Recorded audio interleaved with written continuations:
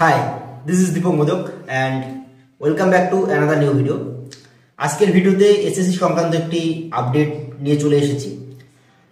তো সুপ্রিম কোর্টে এসএসসি শুনানি ছিল এবং সেই শুনানির পর থেকে এসএসসি সংক্রান্ত যে বিষয়গুলো সেগুলো মানে জটিল থেকে আরো জটিলতর বা জটিলতম দিকে এগিয়ে চলছে, আমরা সবাই জানি।